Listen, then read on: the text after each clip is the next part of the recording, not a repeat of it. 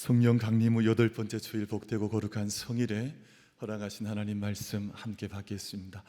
허락하신 계시의 말씀은 히브리서 6장 1절로 12절 말씀까지 하나님께서 허락하신 말씀으로 함께 받겠습니다. 히브리서 6장 1절로 12절 말씀, 신약성경 357면 358면 어간의 말씀이 기록되어져 있습니다. 히브리서 6장 1절로 12절 말씀을 복된 성일에 허락하신 하나님의 말씀으로 받아 말씀을 봉독하겠습니다. 이제 말씀을 봉독하겠습니다. 하나님의 말씀입니다. 그러므로 우리가 그리스도의 도의 초보를 버리고 죽은 행실을 회개함과 하나님께 대한 신앙과 세례들과 안수와 죽은 자의 부활과 영원한 심판에 관한 교훈의 터를 다시 닦지 말고 완전한 대로 나아갈지니라. 하나님께서 허락하시면 우리가 이것을 하리라. 한번 빛을 받고 하늘의 은사를 맛보고 성령에 참여한 바 되고 하나님의 선한 말씀과 내세의 능력을 맛보고도 타락한 자들은 다시 새롭게 하여 회개하게 할 수 없나니 이는 그들이 하나님의 아들을 다시 십자가에 못 박아 드러내놓고 욕되게 함이라. 땅이 그 위에 자주 내리는 비를 흡수하여 밭가는 자들이 쓰기에 합당한 채소를 내면 하나님께 복을 받고 만일 가시와 엉겅퀴를 내면 버림을 당하고 저주함에 가까워 그 마지막은 불사름이 되리라. 사랑하는 자들아, 우리가 이같이 말하나 너에게는 이보다 더 좋은 것 곧 구원에 속한 것이 있음을 확신하노라. 하나님은 불의하지 아니하사 너희 행위와 그의 이름을 위하여 나타낸 사랑으로 이미 성도를 섬긴 것과 이제도 섬기고 있는 것을 잊어버리지 아니하시느니라. 우리가 간절히 원하는 것은 너희 각 사람이 동일한 부지런함을 나타내어 끝까지 소망의 풍성함에 이르러 게으르지 아니하고 믿음과 오래 참음으로 말미암아 약속들을 기업으로 받는 자들을 본받는 자 되게 하려는 것이니라. 아멘. 주의 날 주의 전에서 함께 만나 뵙게 되어서 감사합니다. 함께 예배 자리에서 뵙는다는 것이 얼마나 귀하냐 하는 생각을 사실은 자주 하거든요. 우리가 세상에서 만나는 것이 아니라 우리가 세상 한복판에 살아가는 것은 동일하지만 주의 전을 구별하고 또 주의 예배를 구별하여서 함께 주의 전에 올라오는 것이 얼마나 귀하냐 하는 생각을 해요. 이 시간 우리 찬양 받으신 하나님, 그리고 우리 찬양을 올려드린 우리 호산의 찬양대, 우리 감사와 사랑의 박수로 우리 영광의 박수, 하나님께 영광의 박수 올려드리겠습니다. 귀한 찬양 감사드립니다. 우리 한 사람 한 사람이 영적으로 보면 얼마나 귀한 존재인지 몰라요. 사람을 정말 지극하게 더없이 소중하게 생각하고 또 그런 마음을 길어 올릴 수 있다면 그 사람을 영적인 사람이라 그래요. 근데 그 사람이 아무리 곁에 있어도 그 사람 귀한 걸 알지 못하면 우리가 사람을 통해서 하나님 보는 것이고 또 하나님을 통해서 사람을 만나는 것인데, 이게 이제 동맥경화처럼 뭐가 막혀져 있으면 그 영적인 눈이 열려져 있지 않으면 그 사람의 존귀함에 대해서 잘 깨닫지를 못하거든요. 여러분 곁에 계신 분과 함께 인사할 때 오늘은 진심을 담아서 그렇게 인사하겠습니다. 눈이 부셔서 쳐다볼 수가 없습니다. 우리 같이 한번 인사하겠습니다. 눈이 부셔서 쳐다볼 수가 없습니다.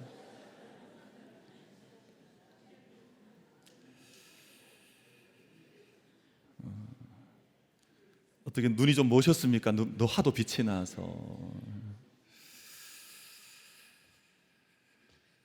지금 이제 2026년 이제 피파 이제 북중미 월드컵이 내일 아침이면 이제 결승전 이제 대단원의 막을 내리고 아마 조금 전 모르겠습니다. 3, 4위전이 이제 치러졌고 이제 결정이 되지 않았을까. 그러니까 영국이죠. 그 잉글랜드와 프랑스 사이 3, 4위전이 이제 결정이 났을 것 같고, 근데 이번 월드컵에 흥미로운 지점들이 몇 가지가 있었습니다.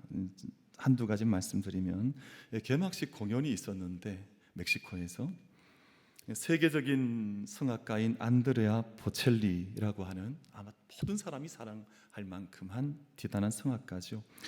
이분과 K-팝 데몬 헌터스의 주제가를 불렀던, 그래서 소위 말 글로벌 스타덤에 오른 이재라고 하는 우리 한국 우리 K-팝 스타가 그 멕시코시티 아스테카 스타디움에서 공식 주제가인 DNA, 부제는 More Than a Game이라고 하는 어떤 한 경기보다 더 귀한 것이라고 하는 이것을 노래를 같이 했는데 열창을 했습니다.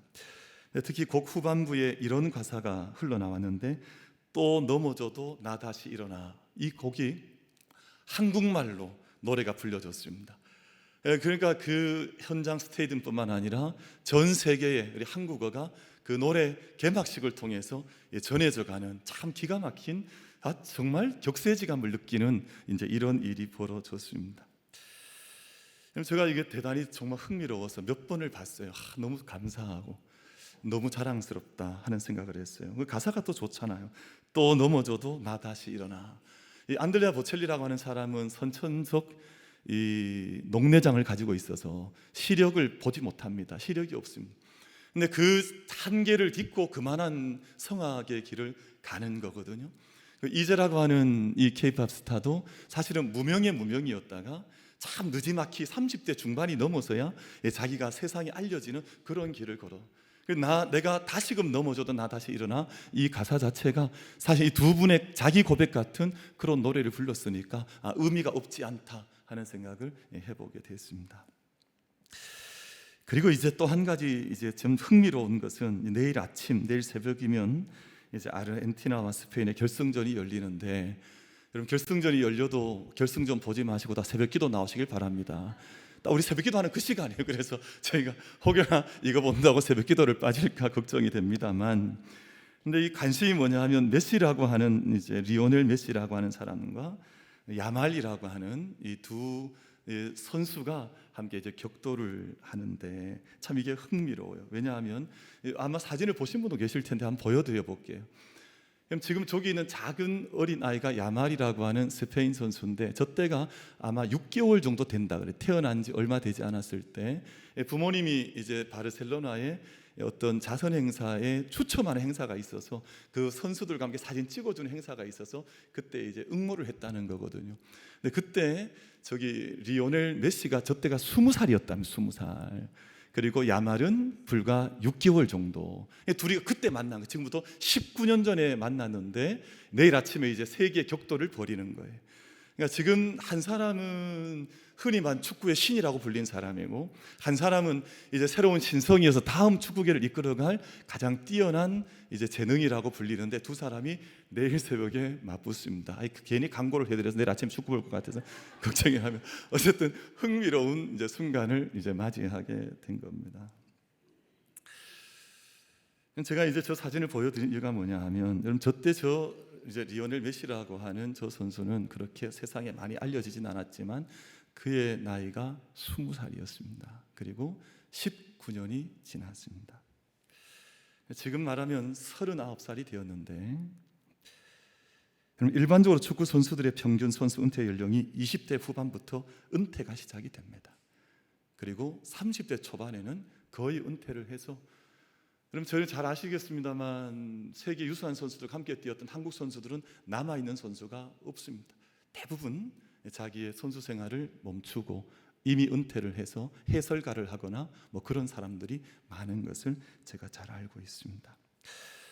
워낙에 몸싸움도 거칠고 체력 소모가 많습니다. 부상도 많이 있기 때문에 사실은 저 긴 시간 저 어린아기와 사진 찍었던 저 선수가 지금도 선수로 뛰고 있다고 하는 것은 참 우리에게 시사하는 바가 크지 않나 하는 생각을 해보게 되거든요.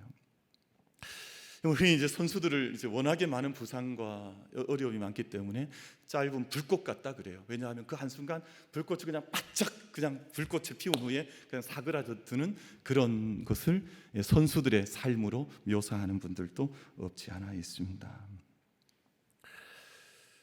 여러분 세상의 눈으로 보자면 그저 놀라운 기적 같고 참 신기로운 일 같지만, 우리가 신앙적 관점에서 보자면, 신앙의 눈으로 보자면 우리가 걸어가고 있는 삶의 자리에 대한 끝없는 헌신과 또 삶의 성실함과 꾸준함, 이런 것들이 한 선수의 삶을 만들어간다.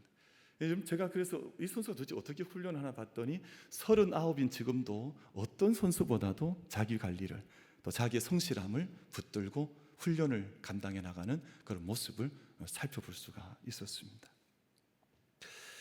하나님께서 우리 가운데 믿음의 자리로 불러주시고 우리 각자에게 미셔널 라이프, 이 선교적, 우리가 주님 앞에 소명을 받은 삶을 우리 불러주셨는데, 우리가 믿음의 삶을 가만히 보면 어떤 분들은 리타이어한 것처럼, 내가 은퇴한 것처럼, 나는 현역이 아니라 나는 이제는 은퇴했으니까 나는 이제 내리막길을 걸어갑니다, 나는 더 이상 나의 영적인 에너지는 없습니다, 뭐 이런 느낌을 주는 분들이 우리 믿음의 자리에서 때때로 만나볼 때가 있습니다. 자신의 영적 자리를 지키며 끝까지 달려가지를 않는 거예요. 사도 바울께서는 디모데후서 말씀에 보면, 제가 장례식장에서 몇 번 자주 인용합니다만, 나는 선한 싸움을 싸워왔습니다, 나는 믿음을 지켜왔습니다. 이것이 먼 과거형의 말씀으로 얘기하고 있는 것이 아니라, 나는 지금 내 임종이 다가왔지만 나는 지금도 이 믿음의 길을 나는 지금도 걸어가고 있습니다. 이게 사도 바울의 마지막 순간에도 내어놓고 있는 믿음의 고백인 것을 우리가 기억해 볼 필요가 있습니다. 그럼 사람이 지칠 수 있습니다. 저도 이렇게 걸어가다 보면 이게 지치는구나 하는 느낌을 받을 때가 있어요. 이게 막 땅속으로 꺼져 들어가는구나, 뭐 이런 느낌을 받을 때도 없지 않습니다. 근데 믿음의 비밀이 뭐냐, 믿음의 참 은혜가 뭐냐 하면, 그렇게 했다가도 다시금 하나님께서, 성령께서 내게 주시는 생명의 은혜가 임하면 다시 그 자리에서 일어나서 걸어가기도 하고 다시금 달려가기도 하면서 하나님께서 맡기신 생명의 모든 부름의 소명을 마지막까지 걸어가는 그 은혜의 삶을 걸어가는 것이 믿음의 사람들의 아예 신비이구나 하는 것을 제가 느껴볼 때가 있습니다. 그래서 우리가 그 길을 걸어가다가 최후 승리의 자리까지 함께 달려가는 것입니다. 여러분, 이 시간 예배하는 저희 모든 예배자들, 우리 모든 만민 가족들께서, 나는 믿음의 싸움은 나는 더 이상 싸우지 않습니다, 이렇게 낙심하고 낭망해서 넘어져 있는 인생들이 아니라, 나는 최후의 승리의 자리에 설 때까지 나는 내 믿음의 걸음을, 하나님 내 길을 나를 인도해 주시면, 또 내가 하나님 앞에 내 마음을 올려드리면 하나님 인도해 줄 것을 믿고 최후의 자리를 함께 약속해서 걸어갈 수 있는, 달려갈 수 있는 우리 모든 예배자들 한 분 한 분이 다 될 수 있게 되기를 주님의 이름으로 축복합니다. 사무엘 위대한 사사지 않습니까? 그분이 정치적으로는 사사직을 내려놓았습니다. 왜냐하면 사울 왕을 기름 부어 세웠기 때문에 더 이상 왕과 같은 직분을 행할 필요가 없지만, 자기의 영적인 직분에 대해서는 내려놓지 않았어요. 그래서 어떤 고백을 하냐면, 나는 너희를 위해서 기도하기를 쉬는 죄를 범치 않겠다. 이것이 그의 노년에 고백했던 그의 고백이었었거든요.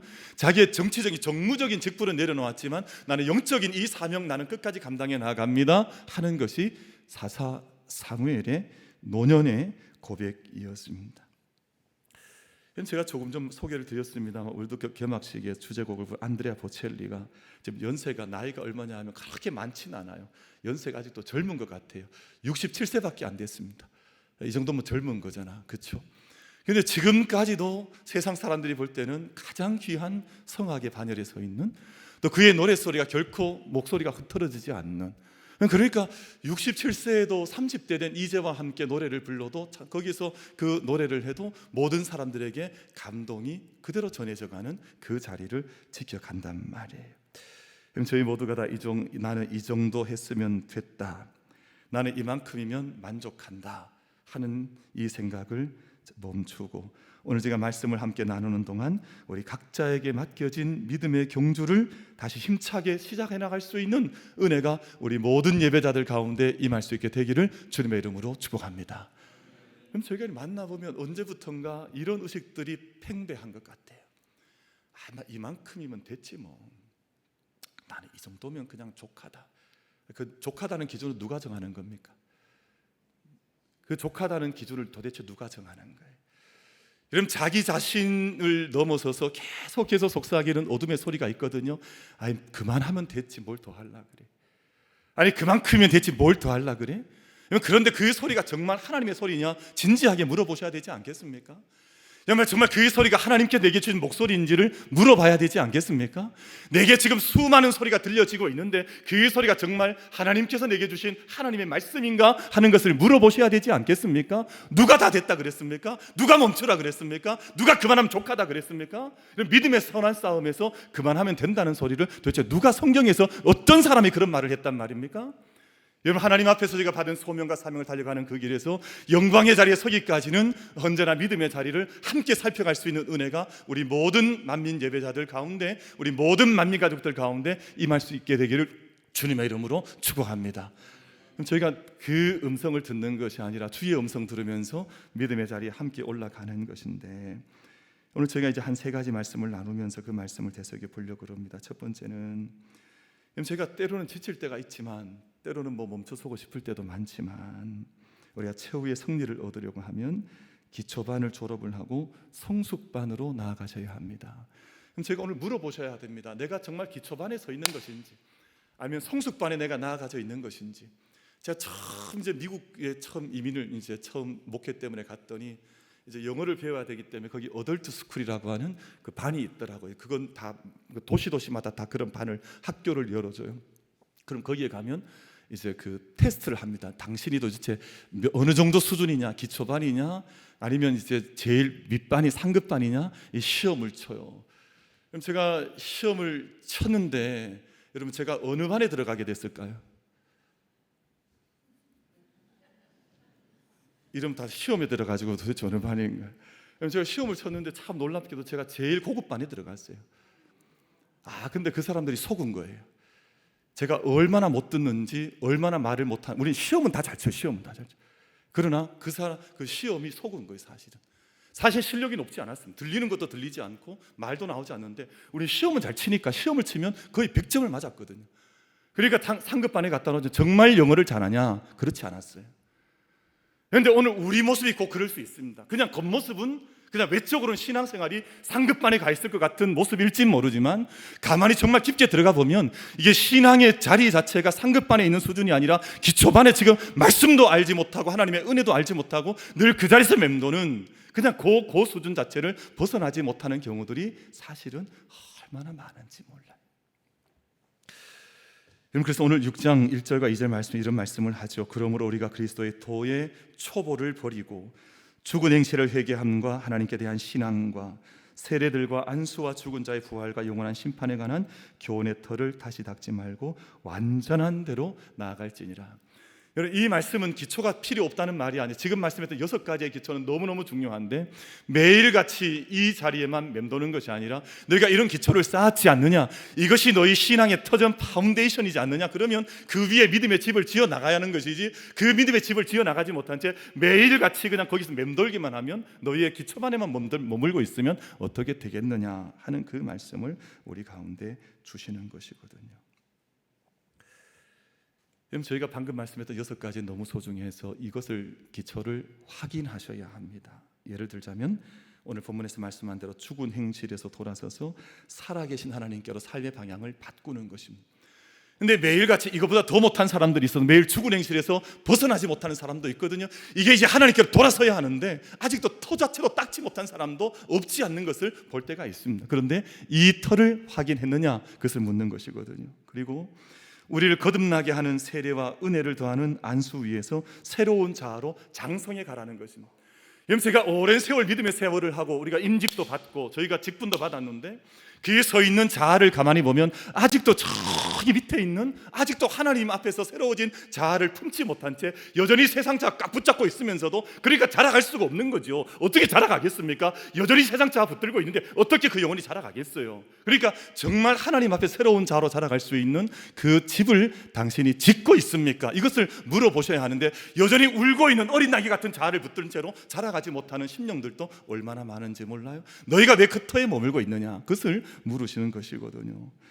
이제는 세상적인 시야를 다 벗어내고 부활과 심판의 종말론적인 전망을 가지고 마지막 상 받을 그 영광의 자리를 향해서, 영광의 승리의 자리를 향해서 걸어가야 하는데, 우리의 시야가 열려지지 않아 그것을 바라보지 못해 종말론적인 하나님의 약속을 바라보지 못해서 늘 현실 속에 맴돌고 좌절하고 넘어지고 일어나지 못하고 반복하는 그런 모습들도 얼마나 많은지 몰라요.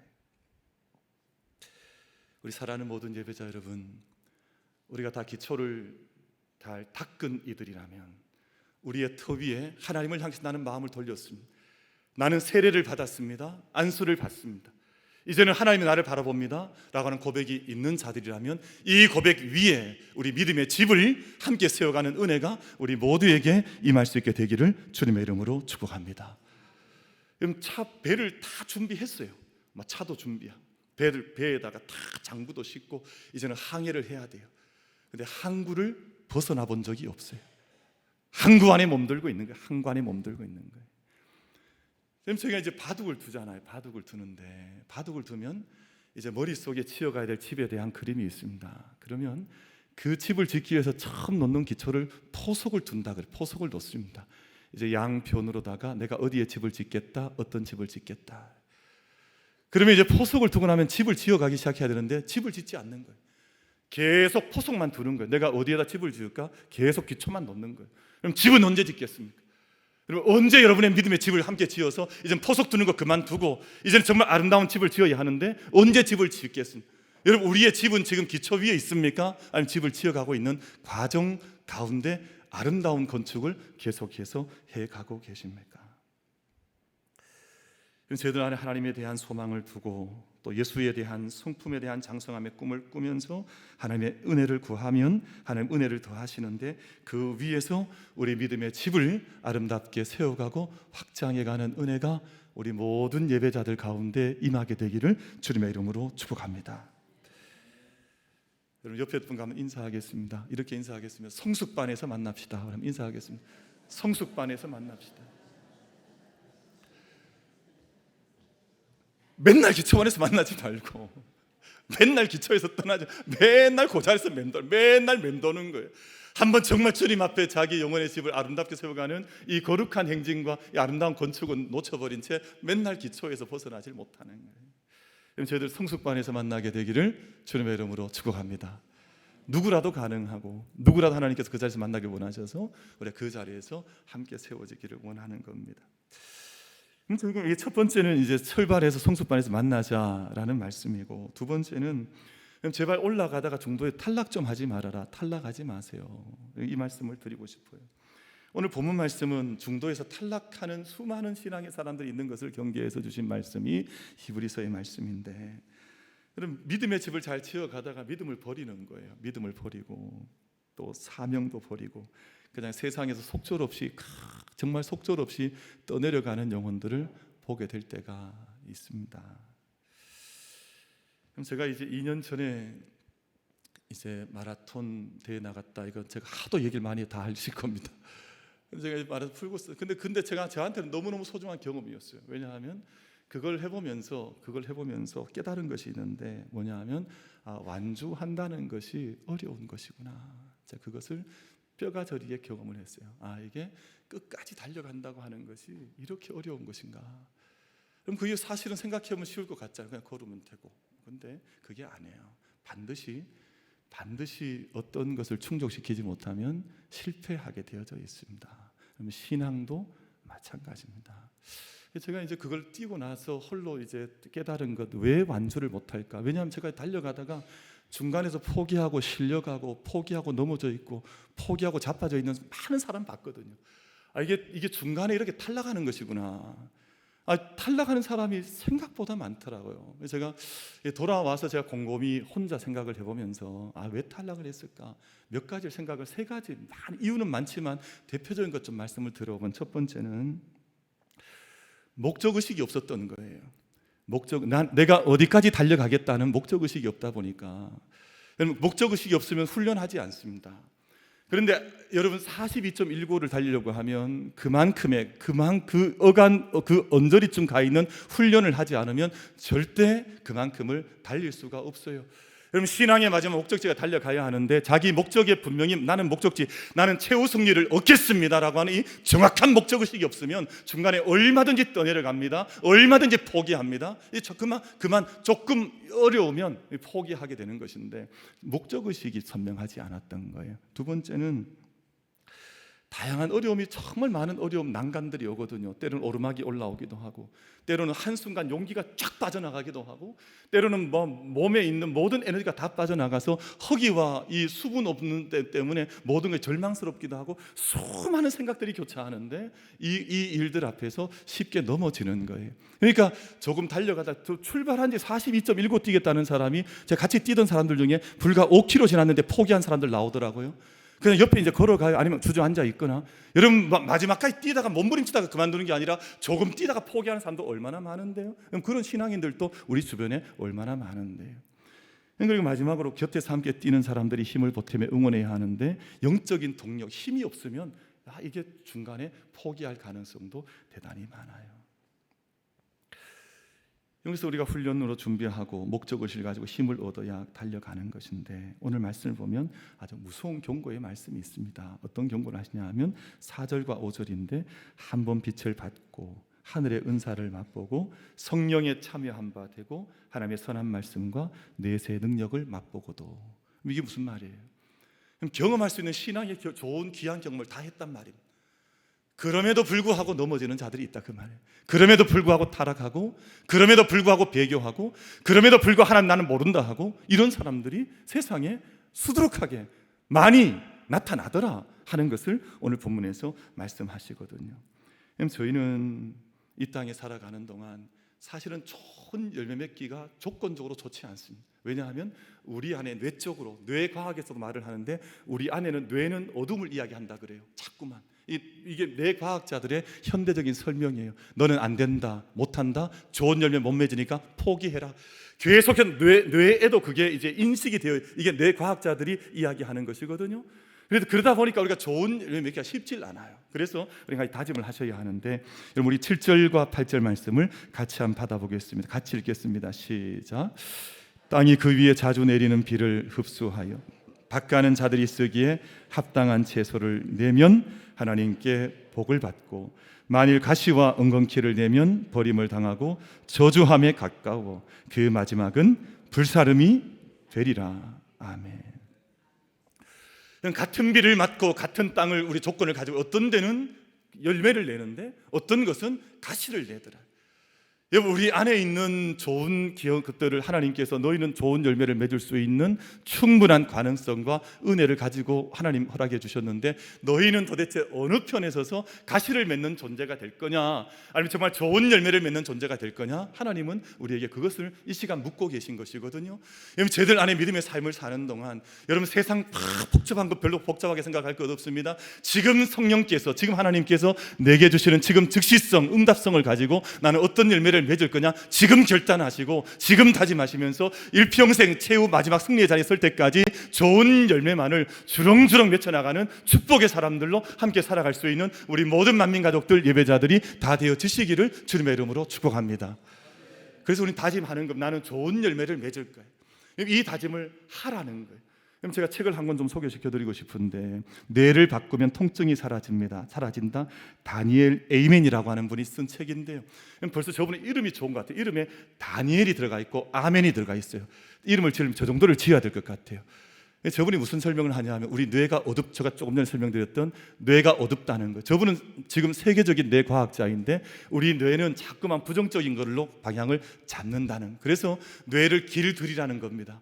우리 안에 나는 좋은 열매를 맺겠습니다라고 하는 이 고백을 계속해서 해서 내 안에서 이 방향으로 내 삶의 자리가 나아가서 열매를 맺을 때까지 자기를 긍정하고 격려하고 긍정 확언을 하고 자기를 사랑하라는 거예요. 그래서 나는 좋은 열매를 오늘 또 맺을 것이라고 하는 이 고백을 잊어버리지 말고 함께 전하고 하라는 거예요. 자기를 사랑해라. 여기 손을 한번 이렇게 한번 비벼 보십시오. 손을 한번 이렇게 한번 비벼 보십시오. 아이고, 세게도 비빈 소리가 다 들립니다. 근데 이 비빈 손을 가지고 자기 양쪽 어깨로 이렇게 한번 올려 보십시오. 어깨를 내려오시면서 팔 그리고 손목까지 이렇게 잘 쓰다듬어 주십시오.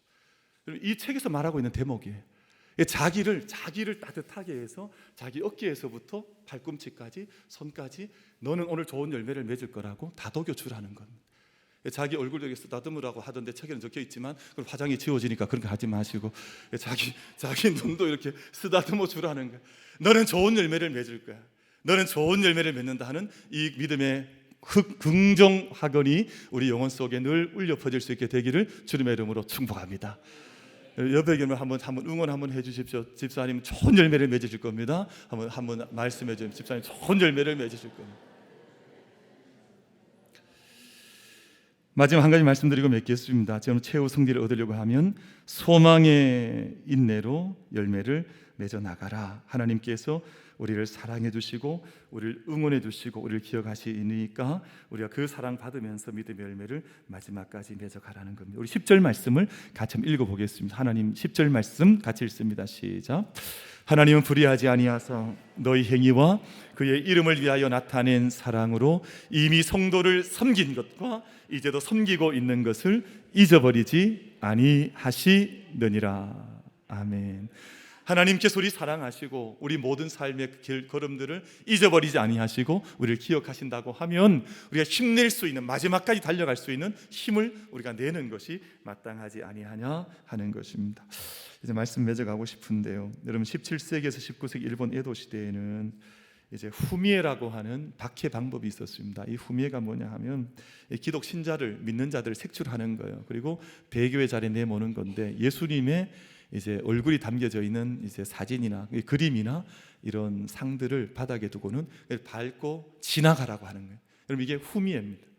이 후미에인데, 그러면 사람들이 그 앞에서, 믿음 있는 사람 그걸 잘 못하잖아요. 그 앞에서 떨고 주저하고 눈물 흘리면 거기에서 박해를 했습니다. 그래서 심각한 박해를 하거나, 나가사키 같은 곳에 가면 저기 이렇게 온천이 있으면 100도가 넘는 뜨거운 물에다가 사람을 집어 던졌습니다.